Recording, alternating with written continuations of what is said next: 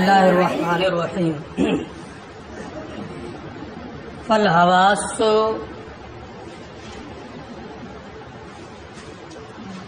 جمع حاسہ بمعنی القوت الحاسہ. اسباب علم تین ہیں: حواس سلیمہ، خبر صادق، عقل. اب ایک ایک کر کے ان تینوں کی یہاں سے علامہ تفتازانی علیہ الرحمہ ماتن کے ساتھ مل کر کے تفصیل پیش کر رہے ہیں. پہلی چیز تھی حاسہ. انہوں نے کہا فالحواس، لہذا حواس خمسن، پانچ ہیں. حواس یہ حاسہ کی جمع ہے قوت حاسہ کے معنی میں. حاسہ کا ایک معنی ہوتا ہے عضو مخصوص، جیسے آنکھ ہے، یہ ایک عضو ہے دیکھنے کے لیے، اور کان ہے سننے کے لیے. اس کے علاوہ بھی جو حواس خمسہ ظاہرہ ہیں، ہر ایک ایک عضو ہے. علامہ فرماتے ہیں کہ یہاں حاسہ یہ عضو کے معنی میں نہیں ہے، بلکہ یہ قوت حاسہ کے معنی میں ہے.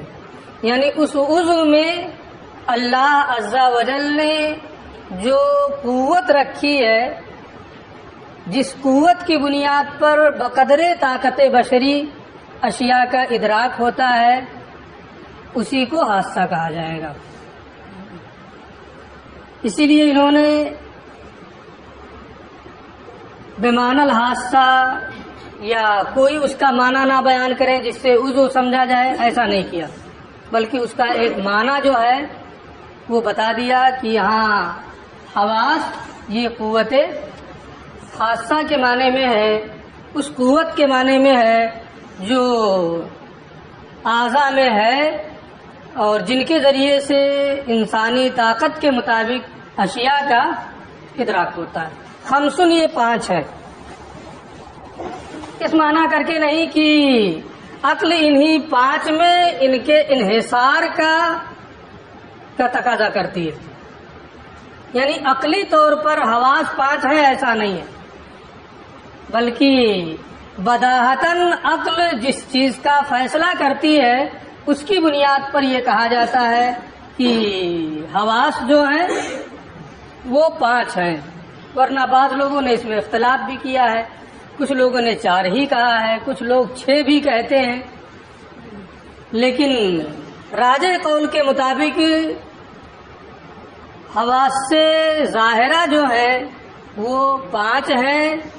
عقل بدیہی طور پر ان 5 کے ظاہری حادثہ ہونے کا فیصلہ کرتی ہے.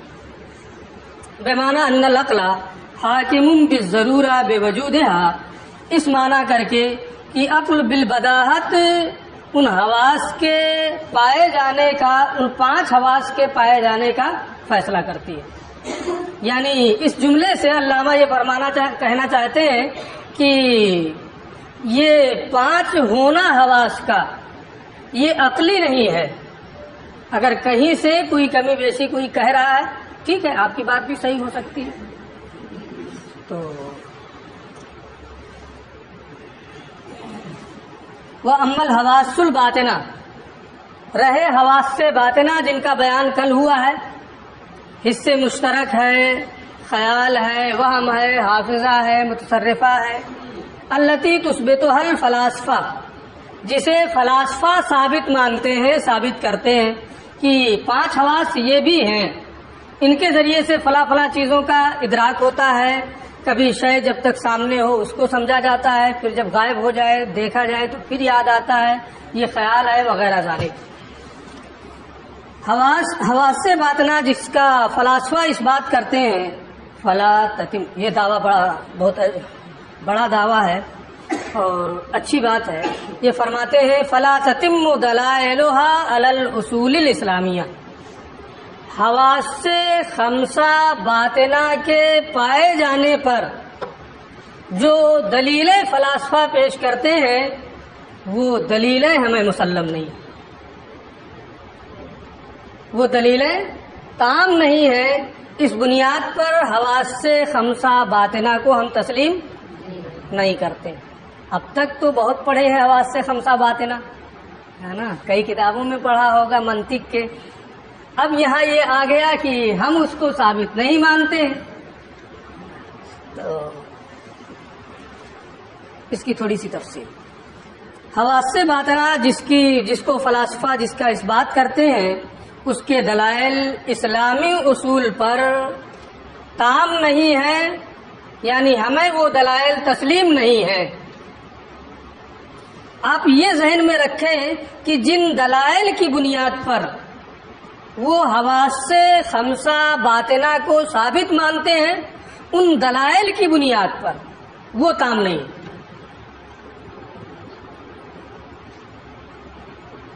اگر کوئی اور وجہ ہو تو ممکن ہے نا کہ بات مان لی جائے، لیکن فلاسفہ جو دلیلیں پیش کرتے ہیں ان دلیلوں کی بنیاد پر ہم قطعی طور پر حواس خمسہ باطنہ کو ماننے کے لیے تیار نہیں ہیں. ان کی دلیل کیا ہے؟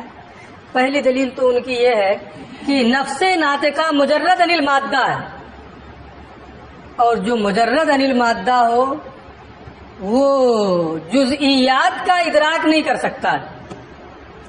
ادراک جزئیات کے لیے حس کا واسطہ چاہیے. تو نفس ناطقہ یہ مجرد عن المادہ ہے. انسان کی جو نفس ناطقہ ہے وہ مجرد عن المادہ ہے. جو بھی مجرد میں عن المادہ ہوگا وہ جزئیات کا ادراک نہیں کرے گا. ادراک جزئیات کے لیے حس کا واسطہ چاہیے. تو دیکھتے ہیں پتہ چل جاتا ہے، پھر وہ محفوظ رہتا ہے، پھر دیکھتے ہیں یاد رہتا ہے. یہ سب جزئیات ہیں. اگر اس کو حص نہ مانا جائے، حصے مشترک کو، یہ کہا جائے کہ نفس ناطقہ عقل ہی ان تمام چیزوں کا ادراک کر رہی ہے، تو جزئیات کا ادراک کرنا لازم آئے گا، حالانکہ وہ مجرد عن المادہ ہے جو باطل ہے. جزئیات کا اس کا ادراک کرنا، یہ ان کی پہلی دلیل ہے.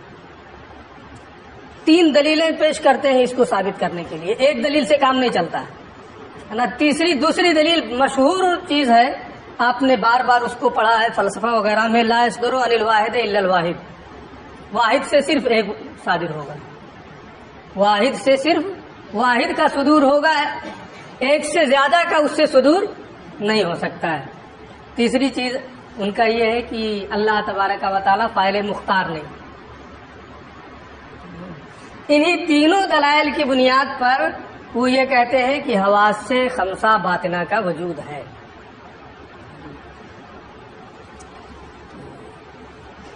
ہم یہ کہتے ہیں کہ نفس ناطقہ کو آپ نے کیا کہا؟ مجرد عن المادہ ہے. کیوں مجرد عن المادہ ہے؟ وہ جسم ہے. ہم اس کو جسم ثابت کرتے ہیں، اور جب وہ جسم ہے تو جزئیات کا ادراک کرے گا، کوئی استحالہ لازم نہیں آئے گا. اور واحد سے واحد ہی کا صدور ہوگا، یہ تو سرے سے باطل ہے. واحد سے وہ صرف اس بات کو کہ کیا نام ہے، اللہ عز و جل سب کا خالق ہے، اسی کی نفی کے لیے اس کو رکھا ہے. لا يصدر عن الواحد الا الواحد. اللہ نے عقل اول کو پیدا کیا، عقل اول نے ثانی کو پیدا کیا، ثانی نے ثالث کو پیدا کیا، یہاں تک کہ عاشر کا وجود ہوا. پھر ان سب عاشر عقول اشر نے مل کر کے سارے نظام عالم کو پیدا کر دیا. معاذ اللہ، پڑھا نا. تو صرف یہ کہ پورے نظام عالم کو چلانے والے یہی عقول اشرہ ہیں. ہم کہتے ہیں کہ ایک کیا نام ہے سے ایک ہی کا صدور ہوگا، یہ ہمارے نزدیک باطل ہے. عقول اشرہ ہی سے مانتے ہیں یہ لوگ بھی، سب کا نظام چل رہا ہے، وہ بھی تو ایک ہی ہے. تو ہمارے نزدیک لا يصدر عن الواحد الا الواحد یہ کیا ہے؟ باطل ہے. تیسرا ان کا جو مقدمہ ہے اور دلیل ہے کہ اللہ فاعل مختار نہیں ہے. اس لیے آنکھ دیکھنے کے لیے تو صرف دیکھے گی ہے نا، کان سننے کے لیے تو صرف سنے گا. اس میں عادت الہیہ کے جاری ہونے کا کوئی دخل نہیں ہے، اس کے خلاف ہو ہی نہیں سکتا. وہ فاعل مختار نہیں ہے کہ چاہے تو آنکھ سننے کا کام انجام دے. ہم کہتے ہیں یہ بھی غلط ہے. اللہ فاعل مختار ہے، وہ جو چاہے کرے، کسی کو مجال دم زدن نہیں. تو جو دلیلیں یہ پیش کرتے ہیں حواس خمسہ باطنہ کو ثابت کرنے کے لیے، ان دلیلوں میں سے کوئی دلیل ہمیں مسلم نہیں ہے، وہ دلائل تام نہیں ہے، اس لیے حواس خمسہ باطنہ کو ہم تسلیم نہیں کرتے ہیں. رہی یہ بات کہ ہمارے بہت سے علماء ہیں حواس خمسہ باطنہ کو مانتے ہیں. ہمارے رب کی دلیلیں کیا ہیں؟ ان کی دلیلوں کو ہم کن دلیلوں کے ساتھ رکھتے ہیں؟ یار اس کو تو ہدایت الحکمت میں پڑھا ہے، اس کے حاشیے میں سب ہے نا. نہیں پڑھا ہے تو ہماری غلطی تو نہیں ہے نا. اب ہم ان چیزوں کی تفصیل کرنے لگے تو اسی ایک لائن میں رہ جائیں گے جو پڑھ چکے ہو. اس لیے میں نے اشارہ کر دیا کہ یہ آپ نے پڑھا ہے، یہ چیزیں ہیں، اس کو دیکھ لیجئے گا. تو ہمارے بہت سے علماء ہیں جنہوں نے حواس خمسہ باطنہ کو جو ثابت مانتے ہیں، اگر ثابت ماننا یہ وجوب کے طریقے پر نہ ہو اور ان دلیلوں کو بنیاد نہ بنایا جائے، ہم ان کو ظن کے طریقے پر ثابت کریں کہ جیسے اللہ تعالیٰ نے تمام چیزوں کو پیدا کیا ہے، اس سے مشترک خیال ہوا، محافظہ متصرفہ کا بھی وہ خالق ہے. ان کے بھی جگہ الگ الگ جیسے جگہ وہ بتاتے ہیں جیسے طب والے بتاتے ہیں. تو اگر ہم ظن کے طور پر اس کو ثابت مانیں اور یہ ہو کہ اللہ کی قدرت جیسے تمام چیزوں پر ہے، ان چیزوں پر بھی ہے. اگر دماغ کے اگلے حصے میں تکلیف آ جاتی ہے تو ہم کسی کو پہچان نہیں پاتے ہیں، اس کا مطلب حصے مشترک وغیرہ ہے جیسے طب والے کہتے ہیں. تو اگر ان دلائل پر اس کی بنیاد نہ ہو اور یہ نہ ہو کہ یہ وجوبی طور پر ہے، اللہ پر واجب ہے اللہ پر، تو ایسی صورت میں ان کو ثابت ماننے میں بھی کوئی خرابی نہیں. چلیے، وَأَمَّا الْحَوَاسُّ الْبَاطِنَہ، اور حواس سے باطنہ الَّتِی تُثْبِتُھَا الْفَلَاسِفَہ، جسے فلاسفہ ثابت مانتے ہیں، جسے فلاسفہ ثابت کرتے ہیں، فَلَا تَتِمُّ دَلَائِلُهَا عَلَى الْأُصُولِ الْإِسْلَامِيَّةِ، تو اس کے دلائل اسلامی اصول کے مطابق تام نہیں ہے، ہمیں وہ تسلیم نہیں ہے. ان کے دلائل کیا ہے اور اس کے مقابل میں ہمارا کیا کہنا ہے، میں نے اتنا بتا دیا ہے. اب ان کا تفصیلی رد ہے نا متعلقہ کتابوں میں آپ دیکھ سکتے ہیں. حواس خمسہ ظاہرہ یہ 5 ہے. پہلا حادثہ السمع، کان، وہی قوت مودعۃ فی العصب المفروش، یہ وہ قوت ہے جو رکھی گئی ہے اس پٹھے میں جو کان کے سوراخ میں بچھا ہوا ہے، فی العصب المفروش فی مقعر السماخ، یہ وہ قوت ہے جو رکھی گئی ہے، ودیت ہے اس پٹھے میں جو کان کے سوراخ میں بچھا ہوا ہے، جو پٹھا. تدرک بہ الاصوات، اس حادثے کے ذریعے سے آواز کا ادراک کیا جاتا ہے، بطریق وصول الہواء المتکیف بکیفیت الصوت الی السماخ،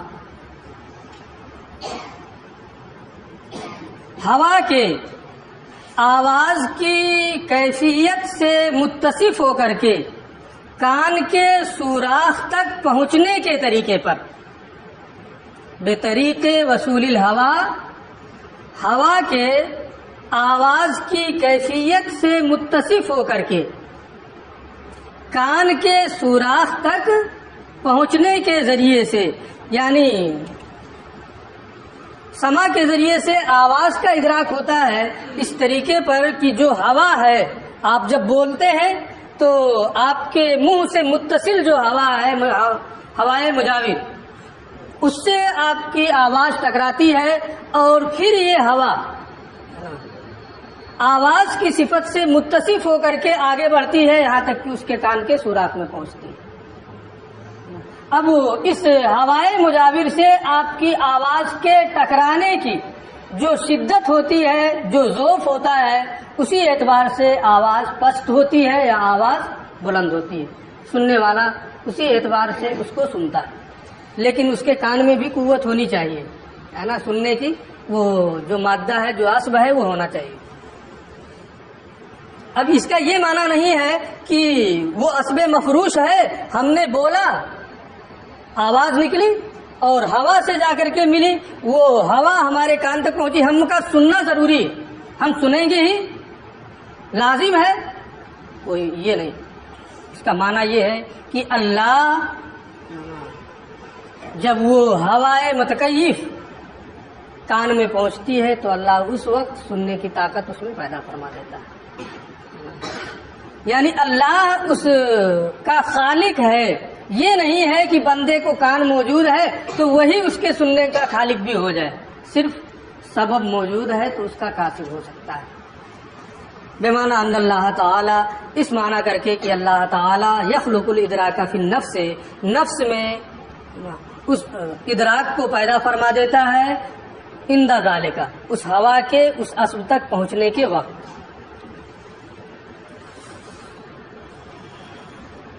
والبصر، دوسرا حادثہ بصر ہے، وہ ہے قوت مودعۃ فی الاسبتین المجوفتین. یہ وہ قوت ہے جو ودیت ہے، رکھی گئی ہے، بچھائی گئی، اچھا، فی الاسبتین المجوفتین، ایسے دو پٹھوں میں جو جوف دار ہیں، اور پھر وہاں سے آگے بڑھ کر کے وہ آپس میں ملتے ہیں. ملنے کی کیفیت اس طرح سے ہوتی ہے، آ کر کے یہاں اس طرح سے ملتے ہیں، یہی ملتقا ہوتا ہے. اور پھر ملنے کے بعد وہ دو حصوں میں تقسیم ہو جاتے ہیں. دو حصوں میں تقسیم ہونے کے بعد وہ آنکھ میں آ کر کے پہنچتے ہیں، اور جب آدمی دیکھتا ہے تو اس کی بنیاد پر پھر وہ کسی چیز کو پہچان لیتا ہے، سمجھ جاتا، ساری چیزیں ہوتی ہیں. تو یہ کہتے ہیں کہ یہ وہ قوت ہے جو ان دونوں پٹھوں میں رکھی گئی ہے، جو جوف دار ہیں. اللتین تتلاقیان، جو دونوں باہم، جو دو اللتین تتلاقیان، جو آپس میں ملتے ہیں. ثم تفترقان، پھر وہ دونوں باہم جدا ہو جاتے ہیں. فتعدیان الی العینین، پھر وہ آنکھ تک پہنچتے ہیں. یعنی دماغ کے اگلے حصے سے، مقدمے دماغ سے دو جوف دار چیز، دو جوف کی صورت میں دو پٹھے وہاں سے نکلتے ہیں، ہے نا، دو خالی جگہ ہے، وہاں سے دو سلسلے چلتے ہیں، آگے چل کر کے وہ دونوں آپس میں مل جاتے ہیں. ملنے کے بعد پھر وہ ایک دوسرے سے جدا ہوتے ہیں. یہ نہیں کہ تقاتو، بعض لوگ تقاتو کے بھی قائل ہیں کہ وہاں سے چلے، ادھر والا ادھر آ گیا، ادھر والا ادھر چلا گیا، ہے نا. اس طریقے سے تقاتو کی صورت میں وہ ہوتے ہیں، اور تقاتو کر کے داہنے والا بائیں چلا جاتا ہے، بائیں والا داہنے چلا جاتا ہے. لیکن اکثر علماء کا قول یہ ہے کہ وہاں سے وہ دونوں نکلتے ہیں، نکلنے کے بعد دونوں کا التقاء ہوتا ہے، باہم ملتے ہیں. ملنے کے بعد پھر دونوں جدا ہو جاتے ہیں، یعنی داہنے والا داہنے، بائیں والا بائیں. ثم تفترقان، پھر وہ دونوں جدا ہوتے ہیں. فتعدیان الی العینین، پھر وہ دونوں آنکھوں تک پہنچتے ہیں. تدرک بہل اضواء، جس کے ذریعے سے روشنی کا ادراک کیا جاتا ہے. الوان، رنگ کا ادراک کیا جاتا ہے. اشکال، حیرت اور شکل کا ادراک کیا جاتا ہے. مقادیر، مقدار وغیرہ کا ادراک ہوتا ہے. حرکت، حسن اور قوت وغیرہ کا ادراک ہوتا ہے، وغیرہ ذالک. اور اس کے علاوہ اور بھی بہت ساری چیزیں ہیں جن کا حادثہ عین کے ذریعے سے ادراک ہوتا ہے. مما یخلق اللہ، پھر یہاں وہ چیز کہہ رہے ہیں کہ اس میں یہ نہیں ہے کہ آنکھ ہے تو دیکھیں گے ہی. بہت سے لوگوں کی آنکھیں موجود ہیں، آپ دیکھ کر کے یہی نہیں پتہ لگا پائیں گے کہ آنکھ صحیح ہے کہ خراب ہے، نہیں دیکھتے. مما یخلق اللہ تعالی ادراکہ فی النفس عند استعمال لفظ تلک القوہ، وہ تمام چیزیں جن کے ادراک کو نفس میں بندے کے اس قوت حادثہ یعنی عین کے استعمال کے وقت اللہ عز و جل پیدا فرما دیتا ہے. تو ان تمام چیزوں کا ادراک نفس میں بندے کے اس قوت کے استعمال کے وقت ہونا یہ اللہ کی تخلیق کی وجہ سے ہے، اللہ پیدا فرما دیتا ہے۔ یہ اہل سنت و جماعت کا مذہب ہے، اور یہ کہ مقابل میں آ گئی تو اب آنکھ کا کام دیکھنا ہی دیکھنا ہے نا، کان کا کام سننا ہی سننا ہے، یہ کوئی ضروری نہیں ہے۔ یہ صرف اللہ کے خلق سے ہے، ہمارا اور کام ان اسباب کو استعمال کرنا ہے۔ وہ شم، تیسرا حادثہ شم ہے، وہ قوت مودعۃ فی الزائدتین النابتتین فی مقدم الدماغ الشبیہتین بحلمتہ الثدی۔ یہ وہ قوت ہے جو ایسے دو زائدوں میں رکھی گئی ہے۔ زائدہ کا معنی ابھری، کیا نام ہے، گوشت کا لوتھڑا، النابتتین جو ابھرے ہوئے ہیں، ایسے دو ابھرے ہوئے زائدوں گوشت کے ٹکڑوں میں یہ قوت رکھی گئی ہے جو دماغ کے اگلے حصے میں ہے، دماغ کے اگلے حصے میں ہے، الشبیہتین بحلمتہ الثدی، اور یہ زائدتین نابتتین جو دماغ کے اگلے حصے میں ہیں یہ پستان کے دونوں سروں کی طرح سے ہیں، جیسے وہ ابھرا ہوا گوشت کا حصہ ہوتا ہے، اسی طریقے سے دماغ کے اگلے حصے میں ابھرے ہوئے دو زائدے ہوتے ہیں، گوشت کے ٹکڑے ہوتے ہیں، تدرک بہر روائے، ان کے ذریعے سے بو کا ادراک کیا جاتا ہے، بے طریق وصول الہواء المتکیف بکیفیت ذرائہا الی الخیشوم، بودار کیفیت سے متصف ہو کر کے ہوا کے ناک کے بانسے تک پہنچنے کے ذریعے، یعنی جو ہوا ہے وہ ہوا بودار کیفیت سے اگر خوشبو ہے نا تو خوشبو سے، بدبو ہے تو بدبو سے، ہے نا، اور بو تو مطلق اس کو کہتے ہیں، تو خوشبو یا بدبو کسی بھی چیز سے بودار کیفیت سے متصف ہو کر کے ہوا ناک کے بانسے تک پہنچتی ہے، پھر اس کے بعد میں اللہ عز و جل کے خلق سے آدمی اس کے بدبودار ہونے یا خوشبودار ہونے کا ادراک کرتا ہے، اور اس کا کام صرف کسب ہے، اللہ عز و جل اس کو پیدا فرماتا ہے۔ وہ ذوق، اور چوتھا حادثہ ذوق ہے، وہ ہے قوت منبثۃ فی العصب المفروش علی جرم اللسان، یہ وہ قوت ہے جو پھیلی ہوئی ہے اس پٹھے میں جو جرم زبان پر بچھا ہوا ہے، باریک جھلی جرم زبان پر جو بچھی ہوئی ہے، اسی بچھی ہوئی جھلی، اسی بچھے ہوئے پٹھے کو ذوق کہتے ہیں، اسی کی قوت کا نام ذوق ہے۔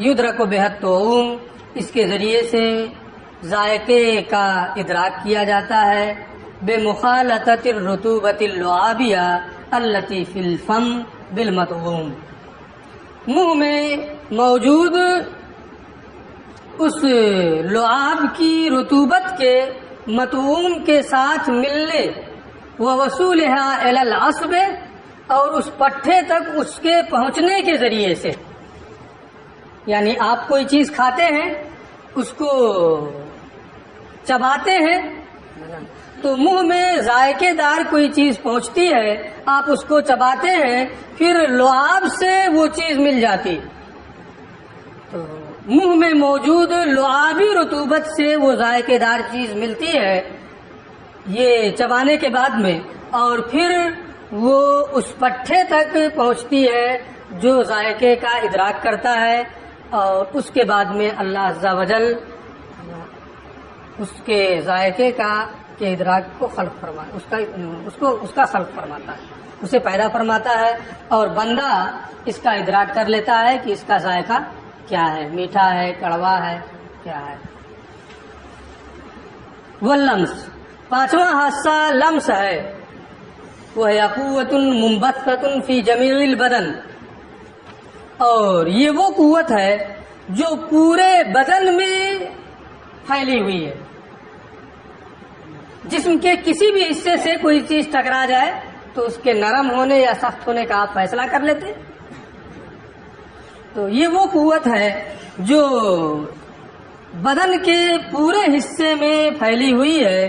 तुदरको बेहल हरारत, उसके जरिए से हरारत का इदराक होता है, बुरूदत का इदराक होता है, तरी का वर रुतूबत तरी का इदराक होता है, वलियबूसत खुश्की का इदराक होता है, किसी चीज के ठोस होने और नरम होने का इदराक होता है, व नहवा ज़ालिका, और इस जैसी दूसरी चीजें।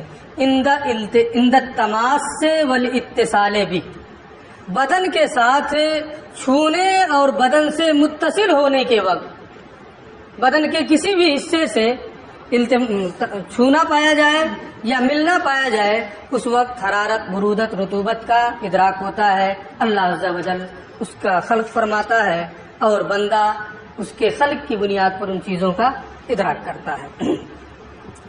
अब ये कहते हैं 5 हादसे कुल हैं, हवास से खमसा ज़ाहिरा।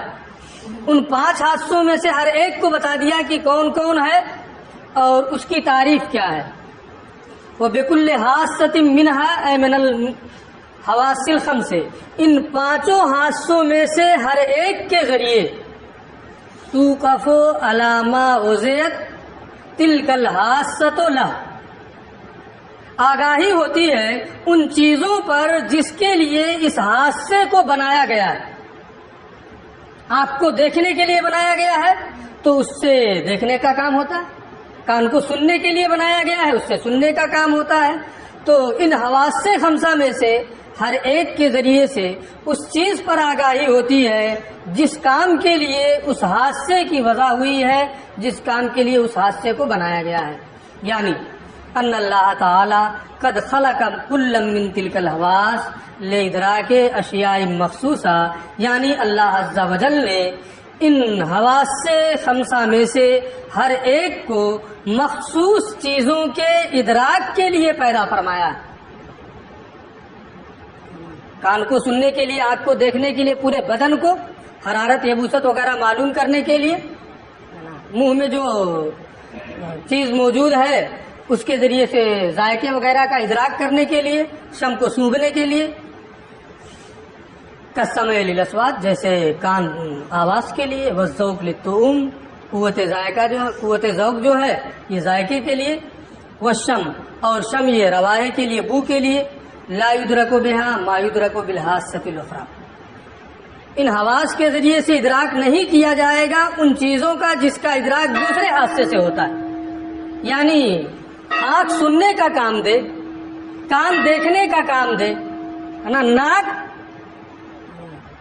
किसी चीज की यबूसत और रुतूबत वगैरह को मालूम करने का काम दे, ऐसा नहीं।